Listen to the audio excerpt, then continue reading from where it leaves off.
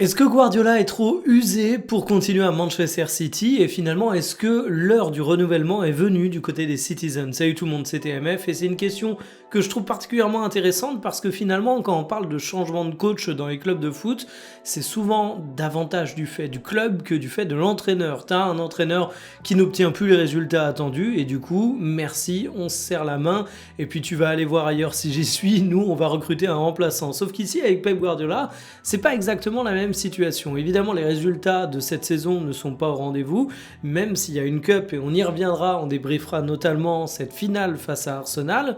Mais finalement, les interrogations autour de l'avenir du technicien catalan, c'est davantage autour du fait que lui ait envie de rester et que lui ait encore l'énergie. Et finalement, dans cette vidéo, je vais aborder plusieurs points. La finale qui a eu lieu ce week-end, bien évidemment, vous l'avez compris, mais ce sera limite un petit entracte au cœur de la vidéo qui va davantage s'attaquer à des questions macro du côté de Manchester City. On va parler du renouvellement de City. Il y a la question de la direction sportive qui a bougé depuis cet été. Il y a la question du jeu également de Manchester qui évolue et qui est assez intéressante à traiter.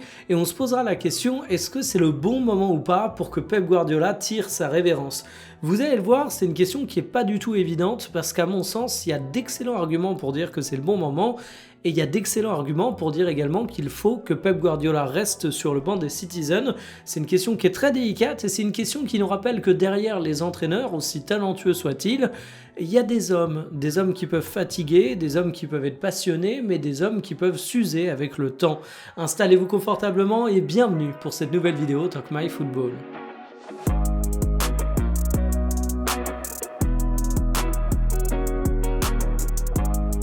Manchester City est en train de connaître un véritable bouleversement, il y a des évolutions en termes de jeu, mais il y en a eu également ces derniers mois dans la direction sportive.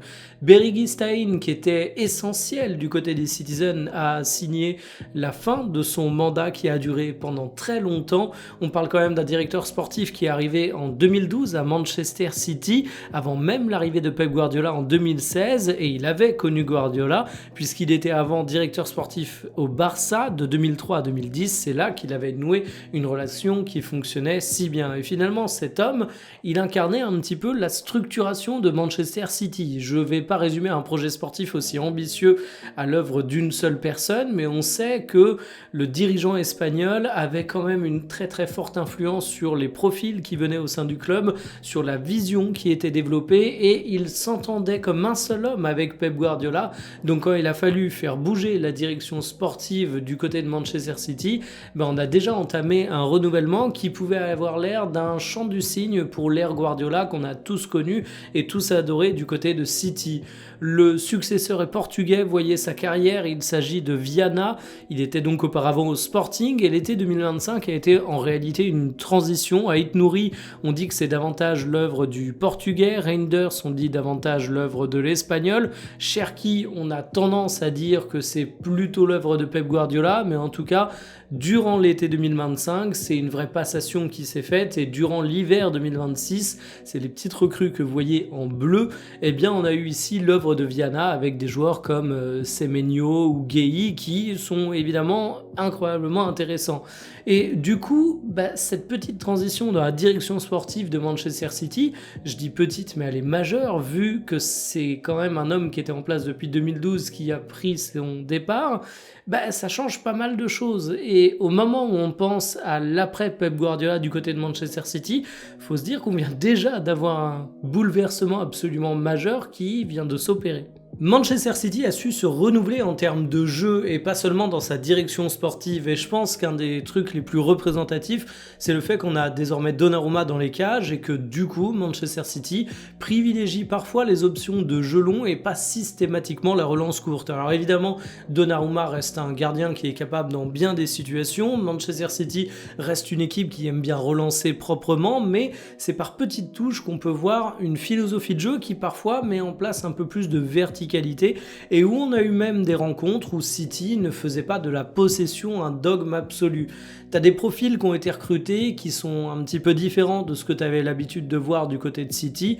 Un mec comme Reinders, par exemple, il apporte peut-être un peu plus de physique au cours des rencontres. Il a un profil de box-to-box qui est quand même assez loin d'un Kevin De Bruyne qui lui a fait ses valises et qui était un joueur qui brillait avant tout par l'aspect technique. Même un joueur comme Semenyo qui est arrivé au cours du mercato hivernal, ça apporte un petit peu d'approche différente à cet effectif et c'est ça que je trouve intéressant du côté de Manchester City, c'est que sans trahir ta philosophie de jeu, parce que c'est une équipe qui reste respectueuse de ses préceptes, t'apportes quand même quelques petites touches de nouveauté. T'as un mec comme O'Reilly qui, du côté de Manchester City, occupe une place de plus en plus importante et qui symbolise également le renouvellement générationnel. Et évidemment, un recrutement comme Ryan Cherki, s'il est peut-être plus compatible à l'ADN historique de Manchester City que les noms que j'ai évoqués sur le reste du mercato comme Reinders, ça fait quand même que t'as quand même pas le même visage de Manchester City en 2026 par rapport à la saison 2025. Et en fait, ce que j'aime bien avec Guardiola, c'est qu'il n'est pas à court d'idées. On a beau dire ce qu'on veut, cette équipe ne joue pas exactement de la même manière dans les phases de possession. Elle est capable de répondre davantage aux défis physiques, elle est capable d'aborder les matchs même quand elle laisse le ballon durant certaines phases, elle est capable d'apporter du danger de manière extrêmement différente. Tu as toujours un Haaland qui a ce même rôle assez particulier, tu as toujours une avalanche de joueurs au rôle hybride qui sont capables de briller dans bien des situations de jeu, mais j'aurais du mal à dire que Pep Guardiola est aujourd'hui un homme qui est à court d'idées. Il y a tout ce storytelling qui s'est développé autour du fait que peut-être que Manchester City était dans une fin de cycle. Pour moi, c'est bidon. T'as des nouveaux joueurs qui font leur apparition, t'as un mercato qui est extrêmement intéressant. Alors certes, tu vas pas remporter la Première Ligue à première vue cette saison. Certes, c'est sûr désormais que tu ne remporteras pas la Champions League. Mais est-ce qu'il faut y voir le signe d'un homme usé en manque d'idées? Non, peut-être que Pep Guardiola est fatigué, mais en tout cas en matière de football, de comment il arrive à faire évoluer son équipe, il y a des choses intéressantes qui sont montrées week-end après week-end. Et surtout, ce que je trouve intéressant aussi avec Guardiola, c'est que si aujourd'hui on a parfois tendance à pointer du doigt certaines approches de match où il n'a pas toujours tout réussi, c'est pas la première fois au cours de sa carrière en fait. Guardiola, il a été éliminé un certain nombre de fois en Ligue des Champions. On avait même tendance à dire qu'il avait le syndrome du héros, à essayer de réinventer la roue et du coup à tout faire foirer pour son équipe. Guardiola, quand il a débarqué du côté de la Première Ligue, il s'est pris une petite claque et il a dû adapter son jeu avec notamment une appréhension des seconds ballons qui, par rapport aux spécificités du football anglais, n'était pas exactement la même. Et même quand il était du côté du Bayern Munich, Guardiola, il a appris à utiliser différemment ses latéraux, par exemple, pour ne citer que ça. Il a dû se reposer beaucoup plus sur les ailiers extrêmement performants du Bayern que sur le milieu de terrain. Bref, vous vous rendez compte que c'est un coach qui a toujours su se renouveler et qu'aujourd'hui, il se renouvelle encore une fois, mais la grande différence, c'est peut-être que lui-même en a marre. Reste qu'il vient de signer un résultat intéressant ce week-end. Même si Guardiola part cette saison, ce ne sera pas une saison blanche, puisque le grand succès de la saison, ce sera cette Cup remportée face à Arsenal. Peut-être qu'Arsenal gagnera la Première Ligue face à City, mais en tout cas pour cette finale au sommet, ce sont les Gunners qui se sont inclinés, ce sont les Citizens qui l'ont emporté. Un score de 0-2 qui était quand même bien mérité pour les hommes de Pep Guardiola. Voici les compositions qui étaient alignées. O'Reilly, qui est évidemment le héros du soir pour son 44e match de la saison, lui qui en avait joué que 29 la saison précédente. Il a un rôle hybride de latéral à milieu particulièrement intéressant. Il a notamment réussi à éteindre Saka et je trouve que c'est assez symbolique que ce joueur assez jeune qui vient tout juste de fêter sa 21e année, qui occupe une place de plus en plus grande du côté de Manchester City, soit l'artisan principal de titre au cours de cette rencontre, parce que finalement ça vous montre que quelles que soient les critiques sur Manchester City, tu as du renouvellement qui est en train de se mettre en place et qui fonctionne bien. Sur les autres hommes que j'ai envie de souligner du côté de City, on peut parler de Rodri qui est définitivement en train de revenir à son meilleur niveau, qui a ajouté à sa justesse technique habituelle une vraie capacité à faire mal à Arsenal et il y a vraiment des joueurs qui se sont fait éteindre en face à cause de lui. Et puis j'ai également beaucoup aimé le match de Cherki, mais je vous surprends pas en disant ça. C'est un joueur qui a peut-être pas toujours fait les bons choix, qui a peut-être pu agacer à 2-3 moments, mais qui a tellement été génial dans sa capacité à faire des différences que j'ai évidemment envie de dire. Le showman est ici un synonyme de romantisme que j'ai envie de voir plus souvent sur le terrain. Du côté d'Arsenal, j'ai parlé de Saka qui s'était fait bien calmer et qui n'avait pas réussi à passer autant de dribbles qu'à l'accoutumée. Bon, il y a également Kai Havertz que j'ai trouvé encore plus décevant et qui a été... Je sais pas si transparent est le bon mot, et ton gardien n'a pas non plus fait des miracles, donc finalement c'est un Arsenal qui n'a pas réussi à jouer autant sur ses forces qu'à l'habitude. La solidité d'Arsenal ici se voyait surtout à travers la prestation de Saliba. C'est un Arsenal qui a aussi l'habitude de tirer son épingle du jeu à travers des coups de pied arrêtés. Ici, City a concédé seulement 3 corners, donc finalement les buts de la tête d'O'Reilly, ils ont été extrêmement utiles pour cette équipe, et si on regarde les statistiques dans l'ensemble, c'est pas volé pour Manchester City qui s'est quand même procuré plus de buts attendus.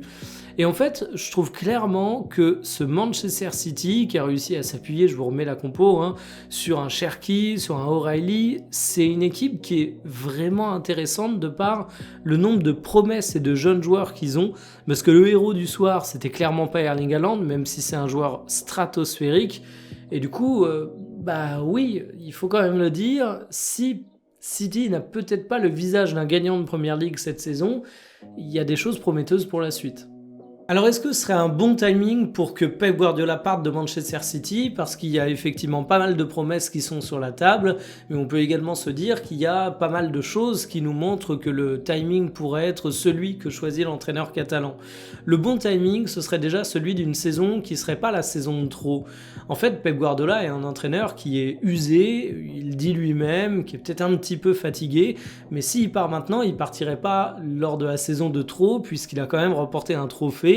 Et même s'il y a un entre guillemets échec en Champions League, même s'il n'y a pas un sacre en Premier League, il pourrait sortir de façon tout à fait honorable. Je trouve en plus qu'il sortirait en ayant une vraie passation qui serait faite, parce que cette saison est une saison de transition, changement en termes de direction sportive, nouveaux joueurs qui arrivent dans l'équipe, mais il y a déjà un truc qui fonctionne bien, il y a déjà une promesse qui est mise en place. C'est pas après moi le chaos. Il y a parfois certains entraîneurs qui partent et tu dis wow, comment on va prendre la suite parce qu'il y a tout à reconstruire au sein du club. Ici, c'est pas le cas. Il laisse une ligne conductrice claire et dans le même temps, je trouve qu'il laisse suffisamment de possibilités pour que le nouveau coach soit pas écrasé par son héritage, dans la mesure du possible bien évidemment, parce que passer après une décennie de Guardiola, c'est pas simple.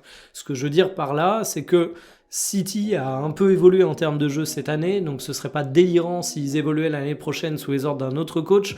Il y a des joueurs qui ont fait leur saison d'adaptation, mais qui normalement vont encore progresser du côté de Manchester City. T'as des cadres qui sont loin d'être usés, donc finalement, je vais pas te dire que tu débarques dans une situation idoine pour un nouveau coach, mais tu es quand même dans un contexte plutôt favorable. Tout ça fait dire que pour Guardiola, finalement, ça pourrait faire sens en fait. Humainement, ça correspondrait au fait que l'entraîneur a pas mal d'interrogations depuis déjà pas mal de temps, avant même sa dernière prolongation de contrat qui étend son bail jusqu'en 2027, et l'équipe semble bloquée là-dessus. Mais moi, j'ai quand même des points qui me font dire que si Guardiola pouvait aller au bout de son bail, ça pourrait être intéressant. Déjà, parce que ce qui fait que la passation pourrait être particulièrement facile à faire parce qu'il y a des grandes promesses, ça fait également que je me dis j'ai envie de voir cette équipe avec Pep Guardiola. J'ai l'impression qu'il y a quand même des joueurs qui sont en train de grandir sous ses ordres, qu'il y a une formule qui est en train de fonctionner, d'être efficace, et je pense vraiment qu'avec quelques mois de plus, ce City peut faire extrêmement mal. Et puis le deuxième argument, c'est plus un argument d'un point de vue Manchester City, et là j'ignore volontairement ce dont pourrait avoir besoin Pep Guardiola, mais en fait au moment où tu te dis ok, on va peut-être devoir changer d'entraîneur, si t'es City et que t'as le choix, tu dois également te dire est-ce que je peux avoir mieux que Pep Guardiola? Et regardez un petit peu le marché des entraîneurs, posez-vous la question de ce que peut avoir raisonnablement, réalistiquement Manchester City. Est-ce que tu peux avoir mieux que Pep Guardiola? Oubliez les noms absolument football fantasy, genre j'en sais rien, Jürgen Klopp. Je le vois très très mal rejoindre Manchester City après son expérience du côté de Liverpool. Mais sinon, en termes de noms réalistes, qui vous vend plus de rêves que Pep Guardiola? Laurent Blanc? Non, évidemment je déconne, il y a des noms un peu plus sexy que Laurent Blanc, mais Il n'y en a aucun qui est à la hauteur de Pep. Donc finalement, moi le constat il est simple, c'est que Pep Guardiola, il me semble peut-être usé humainement, mais toujours aussi compétent en termes de coach. Il me semble pas du tout au bout de l'histoire tactique qu'il peut écrire avec Manchester City. Donc moi, si j'étais dans la direction des Citizens, ce serait simple. Je respecterais évidemment le choix de Guardiola et je faciliterais son départ s'il en a envie, ne serait-ce que pour tous les services rendus au club. C'est quand même une décennie de succès que c'est écrit avec lui. Mais si jamais j'ai moyen de le convaincre de rester quelques mois de plus, je le fais matin, midi et soir, parce que pour moi, ça reste aujourd'hui plus que jamais l'homme de la situation pour Manchester City. Donc dites-moi ce que vous en pensez en commentaire. Est-ce que selon vous, Pep Guardiola est trop usé? Est-ce qu'il faut qu'il parte? Est-ce qu'il est temps de faire place neuve à Manchester City et de partir sur un nouveau projet? Moi, je considère qu'il y a déjà du renouvellement, même avec Pep Guardiola, donc j'ai vraiment envie de voir City continuer avec lui. J'attends vos retours, je vous dis à demain pour une prochaine. Salut!